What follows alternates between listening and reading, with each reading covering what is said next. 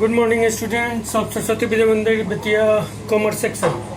After describing consumption function, we are on saving function in income determination and employment chapter. Saving function, as we know that Y has two parts, consumption and saving. Income either can be consumed or saved.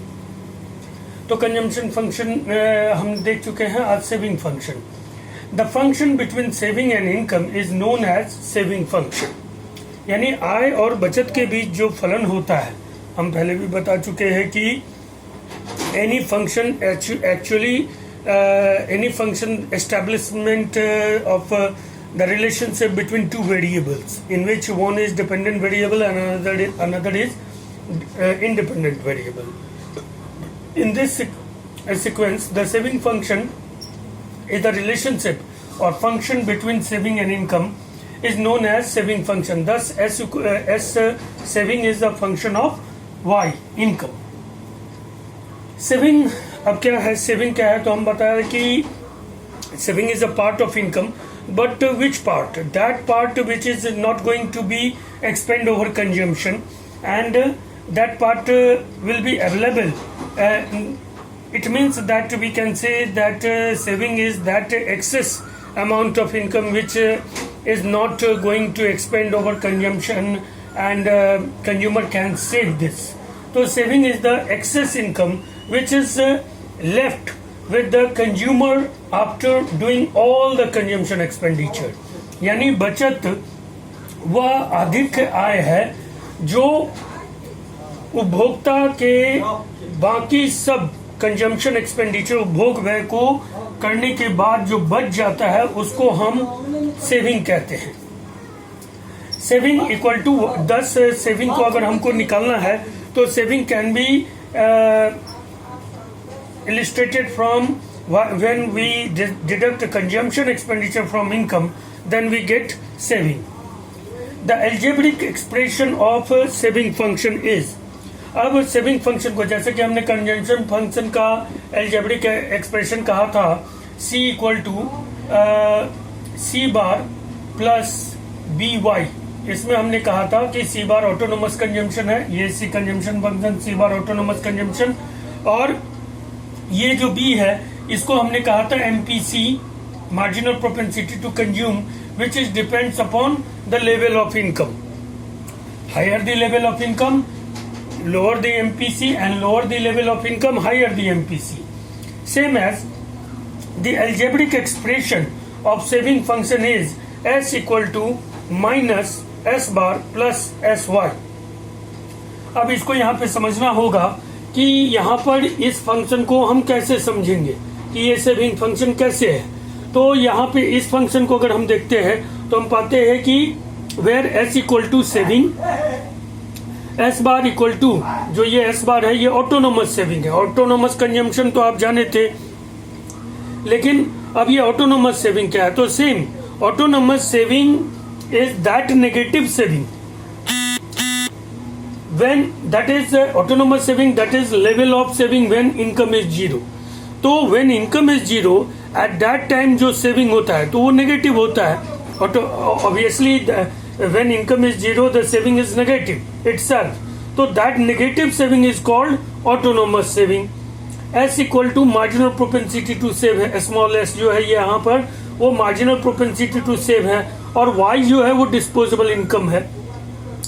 अब यहाँ पर अगर हम consumption function से इसको correlate करें तो हमारा saving function आएगा S equal to, अब minus S bar जो है इसको हम minus S bar नहीं का के ऑटोनोमस सेविंग का कॉन्सेप्ट थोड़ा सा अटपटा भी लगता है कि ऑटोनोमस सेविंग क्या होगा, स्वायत्त बचत.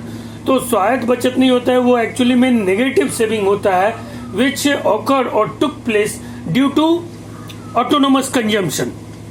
Autonomous consumption which happen on zero level of income, and at that time which amount of autonomous consumption occur or took place that the same amount in saving, that the same amount goes negative, and that was called autonomous saving. तो यहाँ पे हम negative S कह सकते हैं. Plus अब ये जो स्मॉल s जिसको आप मार्जिनल प्रोपेंसिटी टू सेव कहते हैं, तो हमने यहाँ पे b को लिया है मार्जिनल प्रोपेंसिटी टू सेव, तो हम यहाँ पर इसको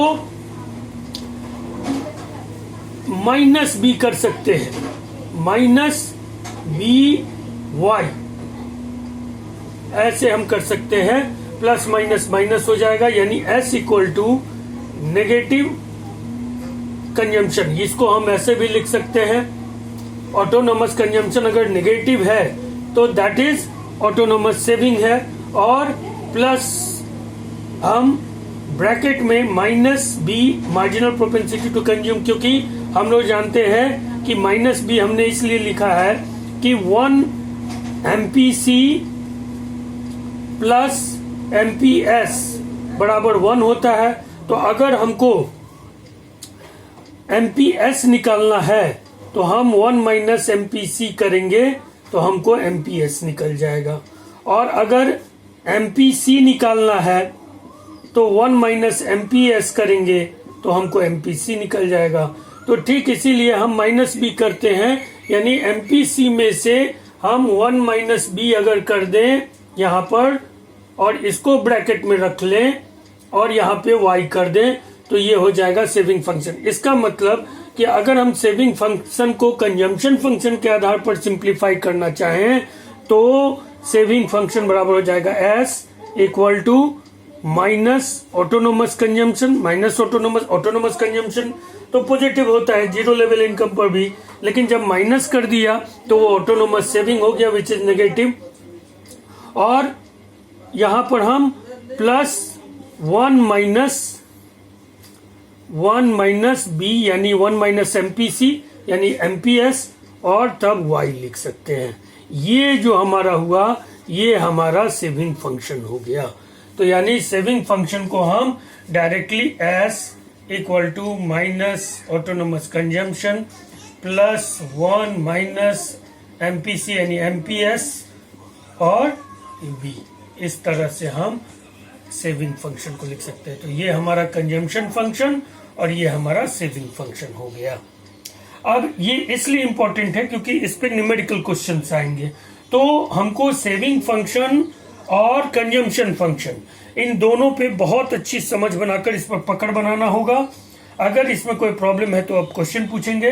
नेक्स्ट वीडियो में हम लोग सेविंग फंक्शन को एक न्यूमेरिक एग्जाम्पल से टेबुलर प्रेजेंटेशन के रूप में देखेंगे और सेविंग लाइन को हम लोग ड्रॉ करेंगे। सेविंग लाइन को हम प्लेन भी ड्रॉ कर सकते हैं और saving line can be derive from consumption line also. It is in next video. Till then okay.